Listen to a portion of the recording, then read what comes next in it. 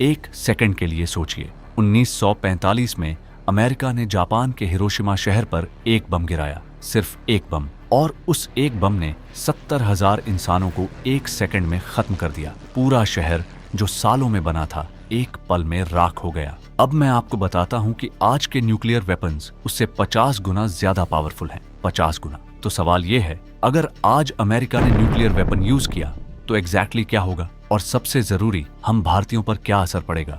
आज के इस वीडियो में हम यही समझेंगे, पूरी सच्चाई, बिना किसी ड्रामा के। देखिए, अमेरिका और ईरान के बीच तनाव कोई नई बात नहीं है, यह दशकों पुरानी दुश्मनी है। लेकिन हाल के कुछ महीनों में जो हुआ है, उसने इस तनाव को एक बिल्कुल नए और खतरनाक लेवल पर पहुंचा दिया है।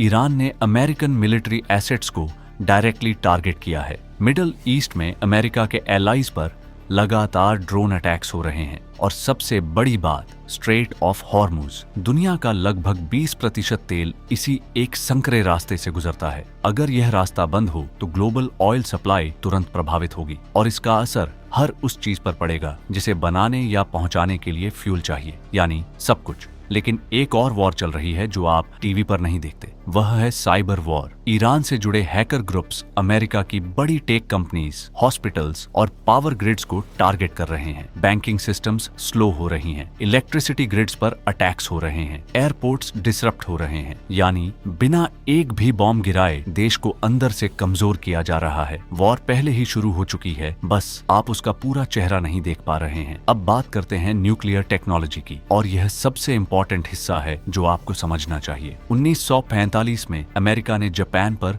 2 बम गिराए थे। पहला हिरोशिमा पर, जिसे लिटिल बॉय कहा गया, और दूसरा नागासाकी पर, जिसे फैट मैन। लिटिल बॉय की पावर थी सिर्फ 15 किलोटन, यानी 15,000 टन TNT के बराबर। इस एक बम में हिरोशिमा में तुरंत 70,000 लोग मारे गए। शहर की हर इमारत तबाह हो गई, और रेडिएशन की वजह से अगले कुछ महीनों में 80,000 से ज्यादा लोग मर गए। कुल मिलाकर 1.5 लाख से ज्यादा जाने गई, सिर्फ एक बॉम्ब से। अब सुनिए आज की रियलिटी। मॉडर्न न्यूक्लियर वॉरहेड्स की पावर होती है 300 से 800 किलोटन्स तक, कुछ तो 1000 किलोटन्स यानी 1 मेगाटन तक भी जाते हैं। यानी हिरोशिमा वाले बॉम्ब से 20 से 50 गुना ज्यादा पावरफुल। अमेरिका के पास आज 5500 से ज्यादा न्यूक्लियर वॉरहेड्स हैं, रशिया के पास 6000 से ज्यादा, और ईरान वह न्यूक्लियर कैपेबिलिटी की तरफ तेजी से बढ़ रहा है, और यही अमेरिका के लिए सबसे बड़ा डर है। अब अगर एक मॉडर्न वॉरहेड किसी बड़े शहर पर गिरे तो सोचिए क्या होगा। 5 से 10 किलोमीटर के रेडियस में कंप्लीट डिस्ट्रक्शन, 20 किलोमीटर तक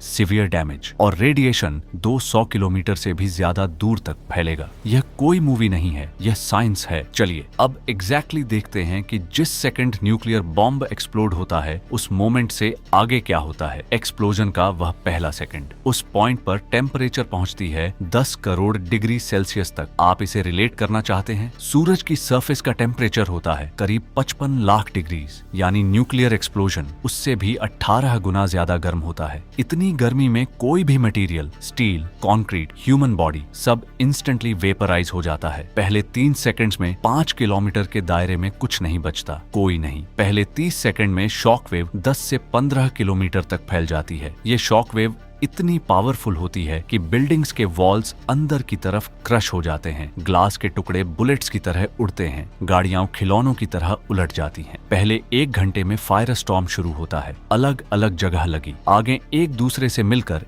एक विशाल आग का तूफान बना देती है। यह आग इतनी बड़ी होती है कि यह खुद अपनी ऑक्सीजन खींचती है, जैसे एक living breathing monster. Emergency services, roads block हो जाती हैं, हॉस्पिटल्स डिस्ट्रॉय हो चुके हैं, फायर फाइटर्स और एम्बुलेंसेस पहुंच ही नहीं सकते। और फिर आता है सबसे स्लो और painful killer, nuclear fall out. Explosion के बाद 24 से 72 घंटों में रेडियो एक्टिव पार्टिकल्स हवा में फैलने लगते हैं। यह इनविजिबल होते हैं, इनका कोई स्मेल नहीं, कोई टेस्ट नहीं, लेकिन यह आपके बॉडी में घुसकर सेल्स को डिस्ट्रॉय करते हैं। बाहर से आप बिल्कुल नॉर्मल दिख सकते हैं, लेकिन अंदर से आपका बॉडी टूट रहा होता है, बाल झड़ने लगते हैं, इंटरनल ब्लीडिंग शुरू होती है, ऑर्गन्स 1 बाय 1 फेल होने लगते हैं। यह दुनिया की सबसे दर्दनाक डेथ है। मान लीजिए अमेरिका ने न्यूक्लियर स्ट्राइक किया, अब दुनिया रिएक्ट करती है और यहाँ से सिचुएशन और खतरनाक हो जाती है। सबसे पहले रशिया।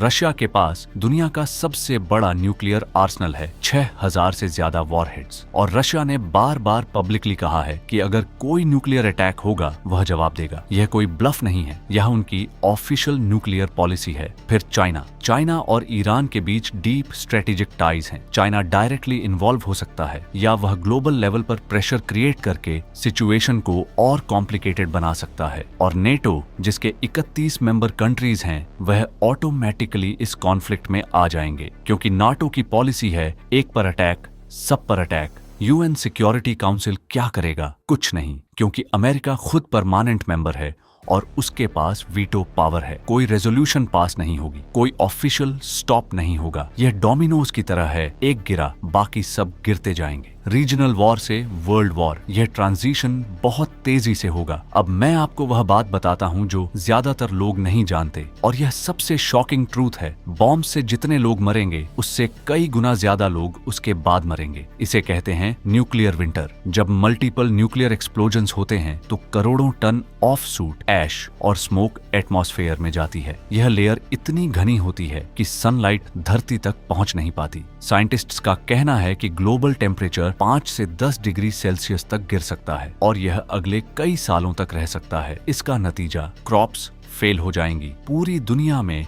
फूड प्रोडक्शन 90% तक गिर सकती है। जो लोग बॉम्ब से बच गए वह भूख से मरेंगे। रिसर्चर्स का अनुमान है कि 2 बिलियन से ज्यादा लोग स्टारवेशन से मर सकते हैं। और यह याद रखिए, एटमॉस्फेयर की कोई बॉर्डर नहीं होती। यह इंडिया तक पहुंचेगा, अफ्रीका तक पहुंचेगा, साउथ अमेरिका तक पहुंचेगा। पूरी दुनिया इससे प्रभावित होगी। और अब वह सवाल जो आपके मन में सबसे पहले आना चाहिए था, हमारा क्या होगा? भारत का क्या होगा? सुनिए, इंडिया अपना 85% क्रूड ऑयल इंपोर्ट करता है। अगर स्ट्रेट ऑफ हॉर्मुज बंद हो गया, और यह पहली चीज होगी जो ईरान करेगा, तो पेट्रोल की कीमत 200 रुपए से ऊपर जा सकती है। ट्रांसपोर्ट महंगा होगा, खाना महंगा होगा, मैन्युफैक्चरिंग रुकेगी, स्टॉक मार्केट क्रैश होगा, फॉरेन इन्वेस्टर्स पैसा निकालेंगे, रुपया वीक होगा, इंपोर्ट्स और एक्सपोर्ट्स दोनों रुक सकते हैं। साइबर अटैक्स इंडिया तक फैल सकते हैं। हमारी बैंकिंग सिस्टम्स, हॉस्पिटल्स, एयरपोर्ट्स सब वल्नरेबल हैं। और अगर न्यूक्लियर विंटर आई तो ग्लोबल फूड सप्लाई चेन टूट जाएगी। इंडिया में पहले से करोड़ों लोग फूड इनसिक्योरिटी में जी रहे हैं। यह सिचुएशन और भयंकर हो जाएगी। बॉर्डर टेंशन्स भी बढ़ सकते हैं। जब दुनिया अस्थिर होती है तो हमारे पड़ोसी देश भी अपने मूव्स खेलते हैं। तो दोस्तों, सच ये है, आज का युद्ध सिर्फ 2 देशों के बीच नहीं होता। यह 3 मोर्चों पर एक साथ लड़ा जाता है। फिजिकल वॉर, इकोनॉमिक वॉर और साइबर वॉर। और सबसे बड़ी सच्चाई यह है कि ये तीनों पहले ही शुरू हो चुके हैं। अब सवाल यह नहीं है कि युद्ध होगा या नहीं, सवाल यह है जब होगा तो दुनिया कितनी तैयार है और हम कितने तैयार हैं।